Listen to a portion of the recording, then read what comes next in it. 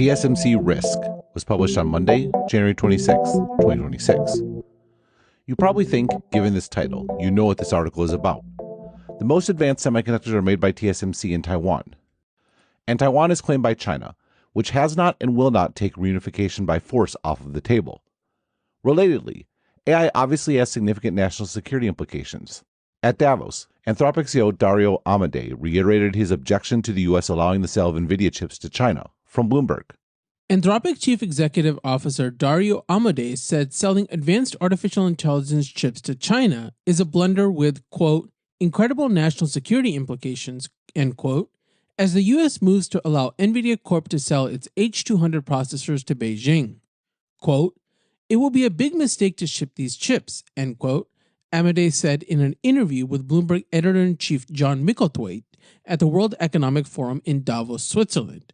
Quote, I think this is crazy. It's a bit like selling nuclear weapons to North Korea, end quote. The nuclear weapon analogy is an interesting one. A lot of game theory was developed to manage the risk of nuclear weapons, particularly once the USSR gained/stole nuclear capability, ending the U.S.'s brief monopoly on the technology. Before that happened, however, the U.S. had a dominant military position, given we had nuclear weapons and no one else did. Perhaps Amodei believes the U.S. should have advanced AI and China should not, giving us a dominant military position. The problem with that reality, however, is Taiwan. As I explained in AI Promise and Chip Precariousness, AI, in contrast to nuclear weapons, has a physical dependency in Taiwan that can be easily destroyed by Chinese missiles, even without an invasion.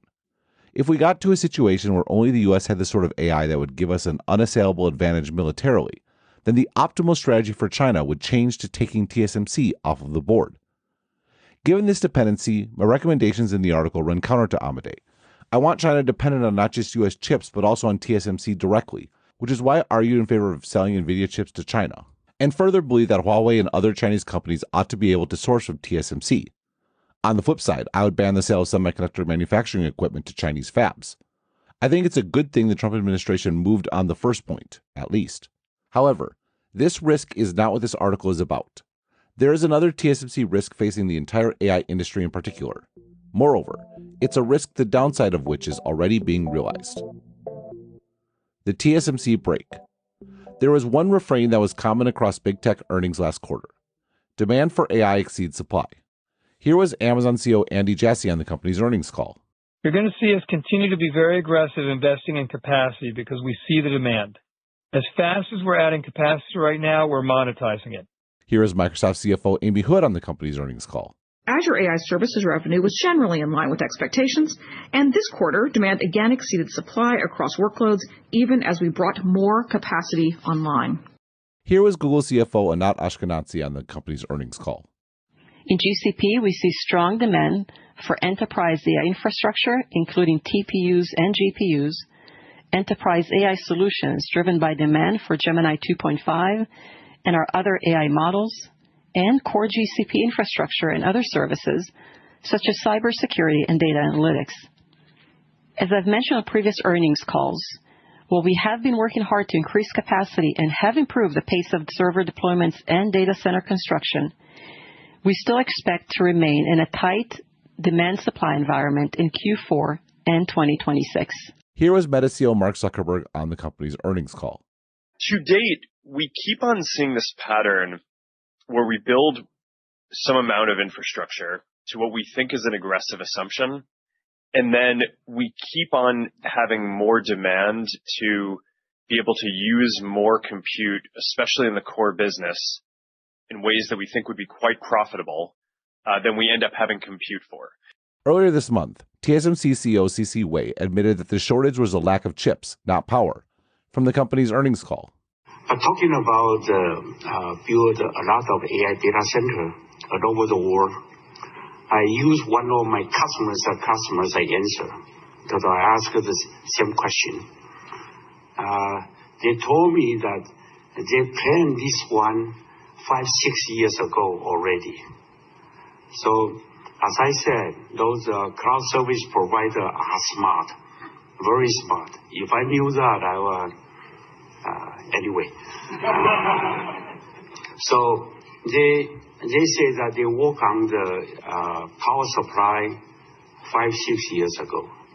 So today, their message to me is silicon from TSMC is a bottleneck, and ask me not to pay attention to all others because they have to solve the silicon bottleneck first. But indeed, we look at the power supply, all over the world, especially in the U.S. Not only that, we also look at who support those kind of a power supply, like a turbine, like nuclear power plant, the plant, or those kind of things. We also look at the supply of the rack. We also look at the supply of the cooling system. Everything. So far, so good. So we have to work hard to narrow the gap between the demand and supply from TSMC. The cause of that gap is obvious if you look at TSMC's financials, specifically the company's annual capital expenditures. After a big increase in capex in 2021, driven by the COVID shortages and a belief in 5G, TSMC's annual capex in the following years was basically flat. It actually declined on a year-over-year basis in both 2023 and 2024. Note those dates. ChatGPT was released in November 2022. That kicked off a massive increase in capex amongst the hyperscalers in particular, but it sure seems like TSMC didn't buy the hype. That lack of increased investment earlier this decade is why there is a shortage today, and is why TSMC has been a de facto brake on the AI build-out/bubble. I wrote last quarter, quote, "To put it another way, if Altman and OpenAI are the ones pushing to accelerate the AI infrastructure build-out, it's Wei and TSMC that are the brakes. The extent to which all of Altman's deals actually materialize is dependent on how much TSMC invests in capacity now. And while they haven't shown their hand yet, the company is saying all of the right things about AI being a huge trend, without having yet committed to a commensurate level of investment, at least relative to OpenAI's goals." End quote. That update was about the future, but it's important to note that the TSMC break has, if all of those CEO and CFO comments above are to be believed, already cost the biggest tech companies a lot of money.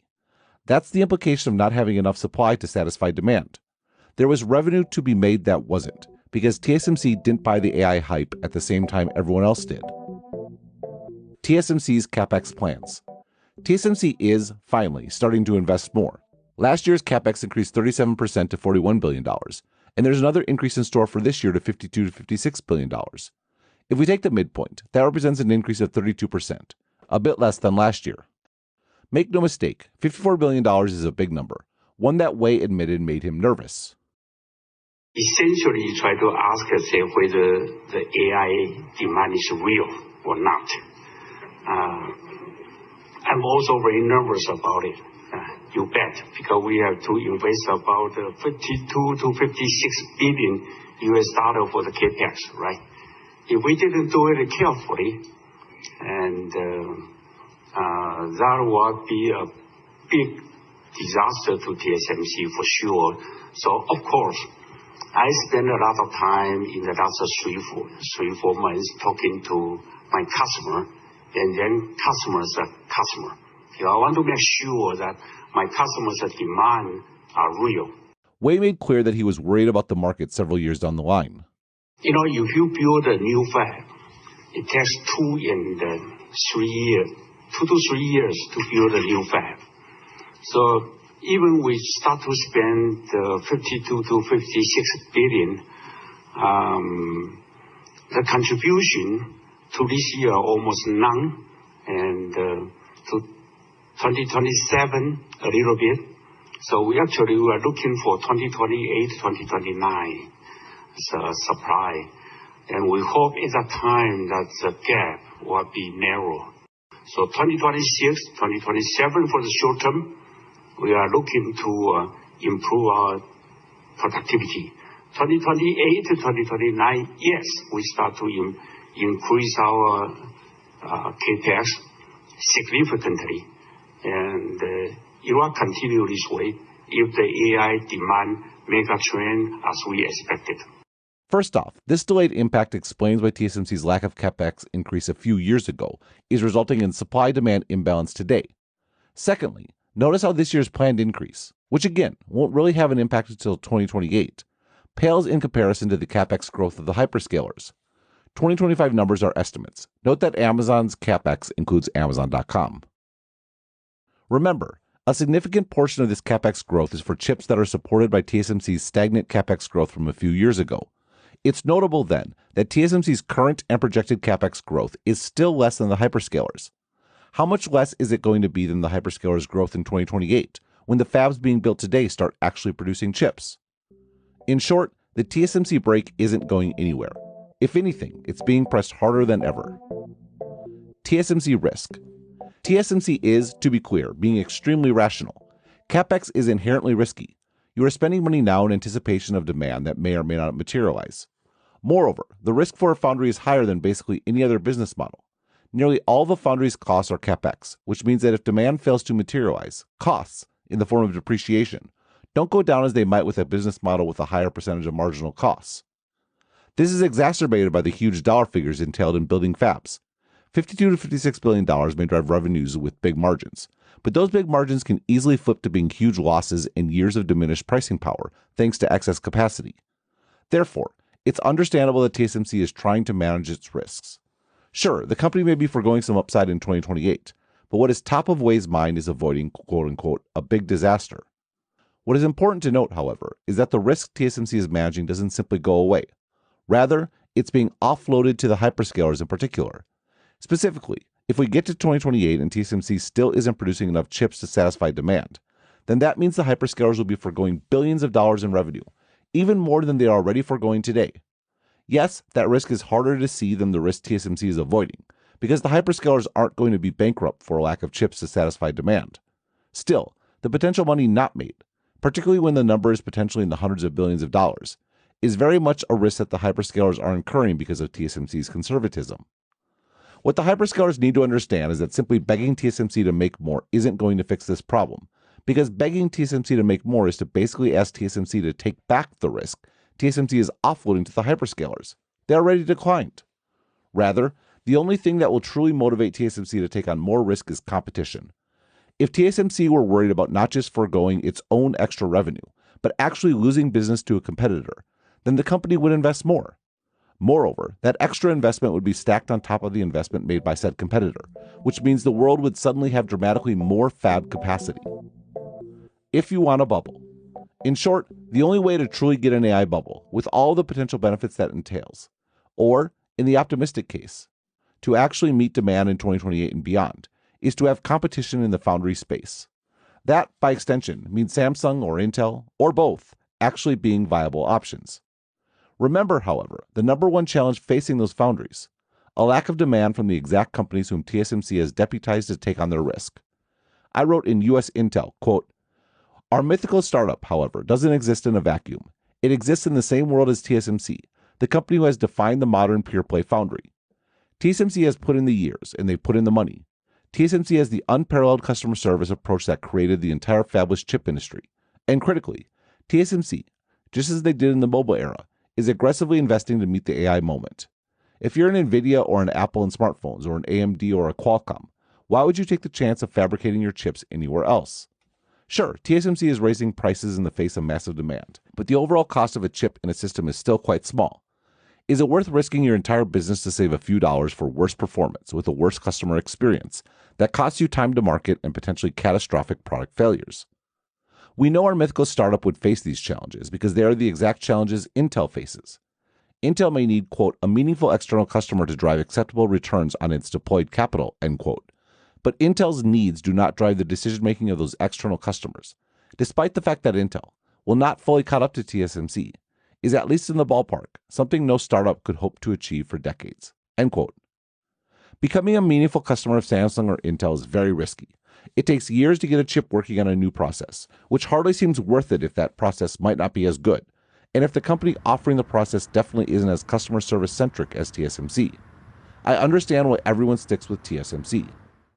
The reality that hyperscalers and fabless chip companies need to wake up to, however, is that avoiding the risk of working with someone other than TSMC incurs new risks that are both harder to see and also much more substantial. Except again, we can see the harms already. Foregone revenue today as demand outstrips supply. Today's shortages, however, may prove to be peanuts. If AI has the potential these companies claim it does, future foregone revenue at the end of the decade is going to cost exponentially more, surely a lot more than whatever expense is necessary to make Samsung and or Intel into viable competitors for TSMC. This, incidentally, is how the geographic risk issue will be fixed, if it ever is. It's hard to get companies to pay for insurance for geopolitical risks that may never materialize. What is much more likely is that TSMC's customers realize that their biggest risk isn't that TSMC gets blown up by China, but that TSMC's monopoly and reasonable reluctance to risk a rate of investment that matches the rest of the industry means that the rest of the industry fails to fully capture the value of AI. For more analysis like this, please like and subscribe and visit Stratechery.com and listen to the Sharp Tech Podcast. Also check out the Asianometry channel on YouTube to learn more about the technology changing our world.